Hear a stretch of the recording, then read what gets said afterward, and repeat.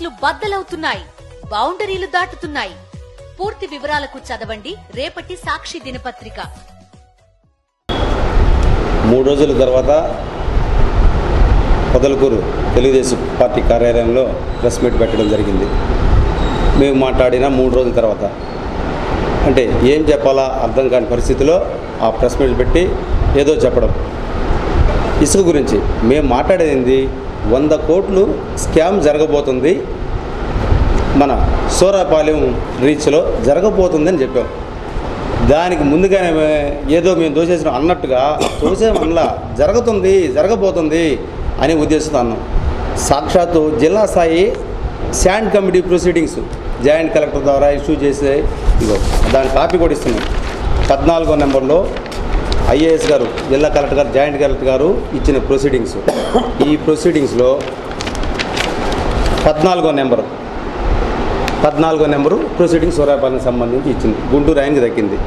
అయితే దీనికి సంబంధించి వాళ్ళు పని చేసుకోవడానికి అక్కడికి వెళ్ళంగానే అక్కడున్న తెలుగుదేశం పార్టీ నాయకులు వారు వీరు కలిసి కలెక్టర్ ఇచ్చింది కూడా చెల్లదు, ఏది ఇచ్చినా చెల్లదు, మీరు ఎమ్మెల్యే గారిని కలిశారా లేదా, ఎమ్మెల్యే గారు చెప్పారా లేదా, ఎమ్మెల్యే గారు చెప్తేనే ఇక్కడ చేయాలని పనులు అడ్డుకోవడం జరిగింది. అంటే దీని అర్థమైంది, మేము చెప్పింది నిజమైందే కదా, స్కామ్ జరగబోతుంది 100 కోట్లు సూరాపాలెం అనేది నిజమా కాదా, దానికి సాక్ష్యం వీడియో. ఆ వీడియో కూడా ఒకసారి చూడండి.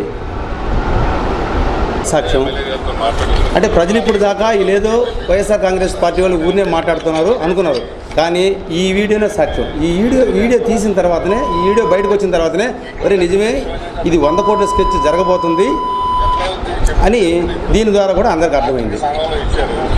మా నాయకులు నీతిమరులు, మీ నాయకులు అది దోశాడు స్వాతి గురించి చెప్తూ ఈ మాట చెప్తుండేవాళ్ళు.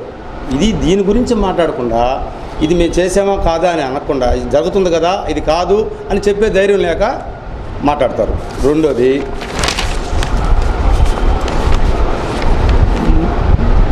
ఒక ఉద్యోగానికి సంబంధించి డబ్బులు తీసుకున్నారు అని మీ కూటమి ప్రభుత్వంలో ఉండే బీజేపీ జనరల్ సెక్రటరీ పిల్లిపోగు పెంచలయ్య ఒక ఫీల్డ్ అసిస్టెంట్ పోస్టుకి 3 లక్షల రూపాయలు నన్ను డిమాండ్ చేశాడు అన్నది నిజమా కాదా, అవునా కాదా అది చెప్పాలా. చెప్పకుండా వేరే మాటలు.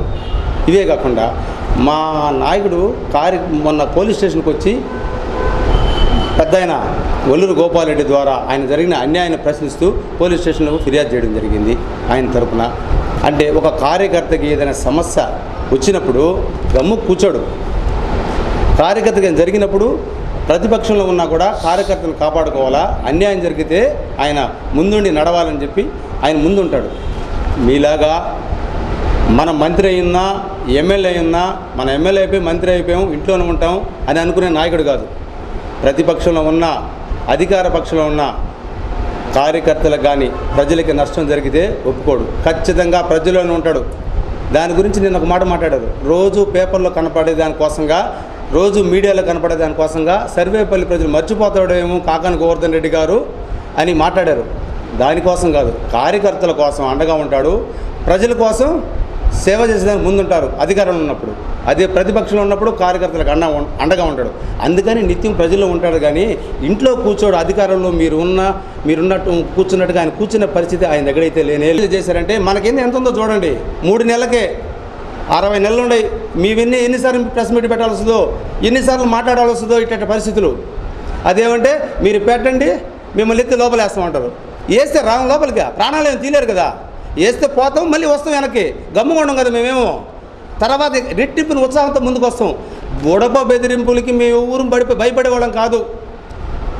వైఎస్ఆర్ కాంగ్రెస్ పార్టీ చెంచాలు అన్నారు. మీరెవరు? ఏ చెంచాలు? తెలుగుదేశం పార్టీ చెంచాలు కదా, సోమిరెడ్డి చెంచాలు కదా మమ్మల్ని అన్నప్పుడు.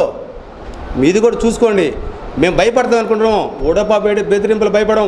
ఏంటి స్టేషన్లో 10 రోజులు కాదు, నెల రోజులు ఉంటాం, సంవత్సరం ఉంటాం, తిరిగి రామా, ప్రాణాలు అయితే తీలేరు.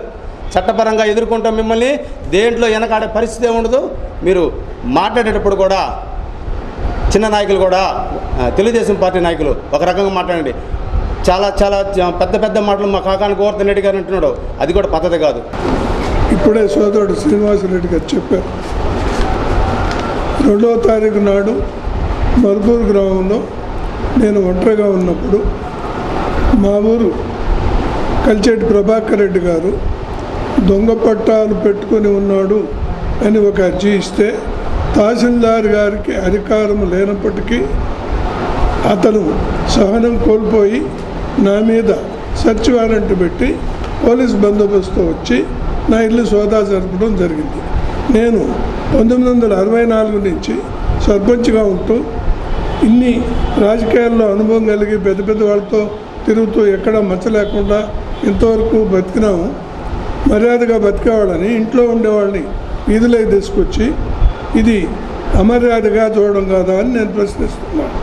ఈ అవమానాన్ని ధైర్యం కొలిపేదాని కొరకు మాజీ మంత్రివర్యులు కాకాని గోవర్ధన్ రెడ్డి గారు ర్యాలీగా వచ్చి మేమందరం పోయి పోలీస్ స్టేషన్ పోయి కంప్లైంట్ చేయడం జరిగింది. ఆ మాత్రం ప్రశ్నించకపోతే కార్యకర్తలకు ధైర్యమే ఉంటుంది. నాబోటోడికే జరిగినప్పుడు మిగతా వాళ్ళని ఎవరు లెక్క పెడతారు? కనుక కార్యకర్తలందరూ ధైర్యంగా ఉండాలి, తప్పును ఖండించాలి, వాస్తవాన్ని మాట్లాడాలి, ఎదుర్కొనే దానికి సిద్ధంగా ఉండాలి. ఇప్పుడు కూడా మనం అక్కడ రిపోర్ట్ ఇచ్చినంత మాత్రాన వాళ్ళు కేసు కడతారనే నమ్మకం నాకు సొన్నగిల్లింది. కనుక న్యాయ పోరాటం చేయడానికైనా సిద్ధంగా ఉన్నాను.